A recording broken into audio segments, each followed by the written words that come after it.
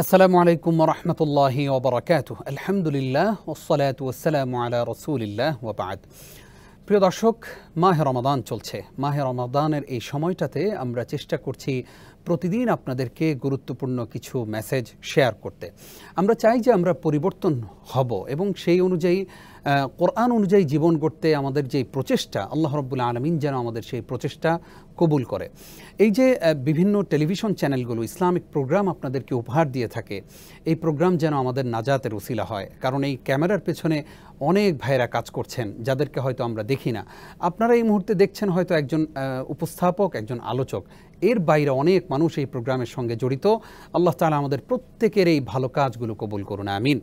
আপনাদের সকলকে আন্তরিক মুবারকবাদ জানিয়ে শুরু করছি রূপায়ণ স্কাই ভিলা নিবেদিত মাহে রমজানের বিশেষ আয়োজন ইসলাম ও জীবন, powered by R Kabel, co sponsors ATI tiles and smart Mehedi. প্রিয় দর্শক, আজকে আমরা আলোচনা শুনতে চাই কোরআন নাজিলের উদ্দেশ্য কি এই বিষয়ে। কোরআন নাজিলের উদ্দেশ্য সম্পর্কে আলোচনা করবার জন্য আমরা আমন্ত্রণ জানিয়েছি একজন সম্মানিত অতিথিকে। আমাদের সঙ্গে রয়েছেন আদর্শ তালিমুল কোরআন বাংলাদেশের সম্মানিত কেন্দ্রীয় প্রশিক্ষক মুহতারাম হাফেজ মাওলানা তাসলিম হায়দার।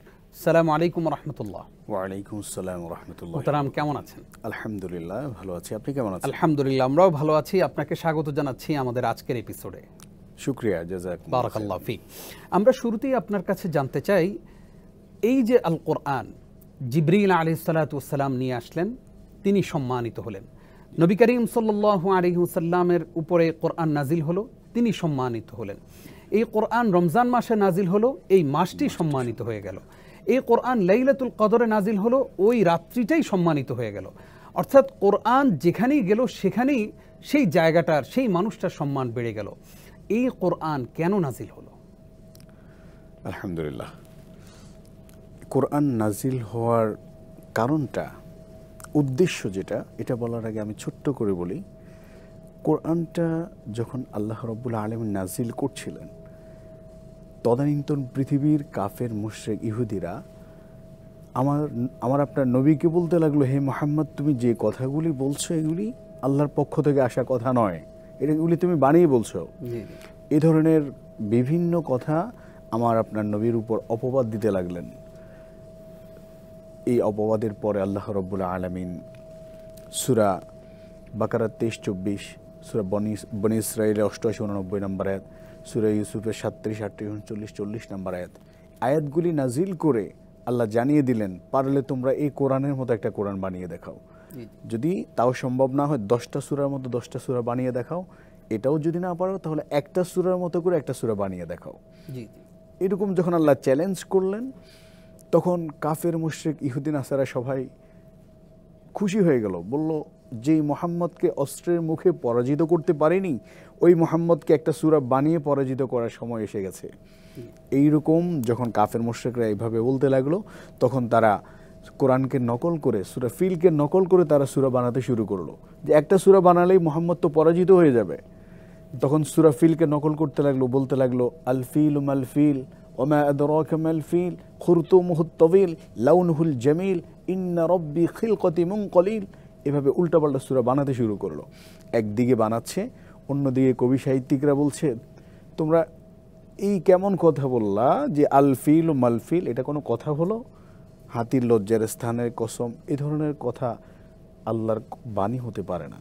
আল ফিল ও মাল ফিল ওমা আদরাকা মাল ফিল, এই ধরনের খারাপ কথা হতে পারে না। তখন তদানীন্তন পৃথিবীর কাফের মুশরিকরা, কবি সাহিত্যিকরা একসাথ হয়ে বলতে লাগলো, লাইসা হাযা মিন কালামিল বাশার, এটা কোনো মানুষের পক্ষ থেকে আসা কিতাব নয়, এটা মানুষের পক্ষে বানানো সম্ভব নয়। তখন এই কোরআনটাকে সবাই মেনে নিয়েছে যে এটা আল্লাহর পক্ষ থেকে আসা নাজিলকৃত পবিত্র মহাগ্রন্থ আল কোরআন। সুবহানাল্লাহ। সেই কোরআনটা আল্লাহ নাজিল করেছেন অনেকগুলি উদ্দেশ্যের মধ্যে অন্যতম একটি উদ্দেশ্য, আল্লাহ রাব্বুল আলামিন বলছেন, কিতাবুন আনজালনাহু ইলাইকা মুবারাকুল লিয়াদাব্বারু আয়াতিহি ওয়া লিয়াতাযাক্কারা উলুল আলবাব। এক বরকতময় কিতাব আমি নাজিল করেছি তোমার প্রতি, যাতে করে মানুষ ইহার আয়াতসমূহ বুঝে। জাযাকাল্লাহ খাইর। এই আলোচনায় আমরা ফিরবো ইনশাআল্লাহ ছোট্ট একটি বিরতির পর। প্রিয় দর্শক, আপনারা দেখছেন রূপায়ণ স্কাই ভিলা নিবেদিত মাহে রমজানের বিশেষ আয়োজন ইসলাম ও জীবন। গুরুত্বপূর্ণ এই আয়োজনের এই পর্যায়ে ছোট্ট একটি বিরতি নিচ্ছি, কিছুক্ষণ পর ফিরছি। প্রিয় দর্শক, আরও একবার স্বাগত জানিয়ে শুরু করছি রূপায়ণ স্কাই ভিলা নিবেদিত মাহে রমজানের বিশেষ আয়োজন ইসলাম ও জীবন। আজকে আমরা কোরআন নাজিলের উদ্দেশ্য সম্পর্কে আলোচনা শুনছি। আলোচনা করছেন হাফিজ মাওলানা তসলিম হায়দার। আপনাকে আরও একবার স্বাগত জানাচ্ছি।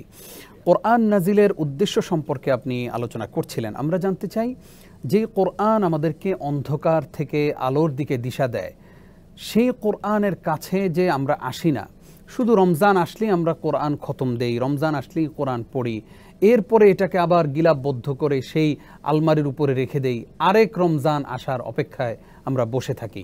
এটা কি কোরআনের হক আদায় হলো? না, এটা কোরআনের হক আদায় হলো না। এই জন্য আল্লাহ কোরআনে বলছেন, কিতাবুন আনজালনাহু ইলাইকা মুবারাকুল লিয়াদাব্বারু আয়াতিহি ওয়া লিয়াতাযাক্কারা উলুল আলবাব। এক বরকতময় কিতাব আমি তাহা নাজিল করেছি তোমার প্রতি, যাহাতে মানুষ ইহার আয়াতসমূহ বুঝে। এখানে একটা কথা আমরা খেয়াল করি, এই কোরআনটা নাজিল হওয়ার পেছনে একটা উদ্দেশ্য হলো বুঝা। কোরআনটাকে বুঝার বিষয়ে এখানে আল্লাহ গুরুত্ব দিয়েছেন। তারপরে কি বলেছেন? ওয়ালিয়াতাযাক্কারা উলুল আলবাব, এবং বুদ্ধিমান লোকেরা, জ্ঞানী যারা ইহার আদেশ উপদেশ গ্রহণ করবে। তার মানে আল্লাহ রাব্বুল আলামিন আমাদের যাদেরকে মেধা দিয়েছেন, আমরা এই কোরআনটাকে বুঝার চেষ্টা করতে হবে। যারা মনে করছেন, আপনি যেটা বললেন, কোরআনটাকে মাচাঙের উপরে, তাকের উপরে, আলমিরার উপরে রেখে দেয়া হয়, আর কোরআনটা ধরা হয় না। না, এই কোরআনে আল্লাহ কি বলেছেন এটা আমাদেরকে বুঝতে হবে। আল্লাহ কি বলতে চাচ্ছেন? সারা জীবন তো আমরা নামাজ পড়লাম, নামাজের মধ্যে কি পড়লাম বুঝলাম না। সারা জীবন পড়েছি ইয়াকা না'বুদু ওয়া ইয়াকা নাস্তাঈন, হে প্রভু আমরা আপনারই ইবাদত করি আর আপনার কাছেই সাহায্য চাই। যদি আজকে এই কোরআনটা যদি আলমিরার উপরে না থেকে আমি যদি অর্থটা বুঝে পড়ার চেষ্টা করতাম, তাহলে আমি ইয়াকা না'বুদু ওয়া ইয়াকা নাস্তাঈন যে আয়াতটা পড়েছি, এটা অর্থ বুঝার পরে আমার পক্ষে কখনো মাজারে গিয়ে সিজদা দেওয়া সম্ভব হতো না। আমার পক্ষে কখনো আল্লাহ ব্যতীত অন্য কারো কাছে সাহায্য চাওয়া সম্ভব হতো না।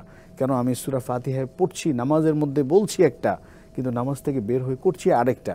তো এটার কারণটা হলো আমরা কোরআনটা বুঝে পড়ি না, কোরআনটা আমরা বুঝার চেষ্টাও করি না। এই জন্যই আমাদের এই কোরআন থেকে আমরা কোনো উপকৃত হতে পারি না। তো কোরআনটা নাজিল হওয়ার অন্যতম একটা উদ্দেশ্য হলো কোরআনটা আমরা পড়ব, বুঝবো এবং তদ অনুযায়ী নিজের জীবনটাকে পরিচালনা করব। রাষ্ট্রীয় জীবন থেকে শুরু করে ব্যক্তিগত জীবন পর্যন্ত প্রত্যেকটা জীবনে কোরআনটাকে বুঝে পড়ে তদ অনুযায়ী আমল করার চেষ্টা করতে হবে, তাহলে কোরআনের হক আদায় হবে।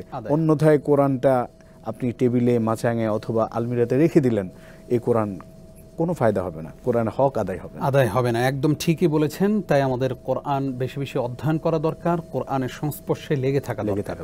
আল্লাহ আমাদেরকে সেই তৌফিক দান করুক, আমিন। আপনি কষ্ট করে সময় দেওয়ার জন্য আপনাকে ধন্যবাদ জানাচ্ছি। শুকরিয়া, বারাকাল্লাহু ফিক। প্রিয় দর্শক, মাহে রমাদান চলছে। রমাদানের এই সময়টাতে আমরা হয়তো অনেকেই আলহামদুলিল্লাহ কোরআন পড়ি। রমজান যখন শেষ হয়ে যায়, কোরআনের সাথে আমাদের সম্পর্ক আস্তে আস্তে দূর হতে থাকে।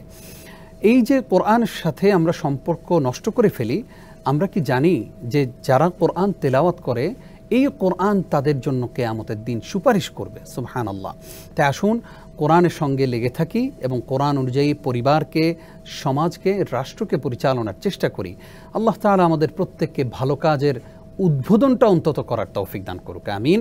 আজ এই পর্যন্তই। আপনারা এতক্ষণ দেখছিলেন রূপায়ণ স্কাই ভিলা নিবেদিত মাহে রমজানের বিশেষ আয়োজন ইসলাম ও জীবন, powered by R Kabel, co sponsors smart Mehedi and ATI tiles. আজ এই পর্যন্তই।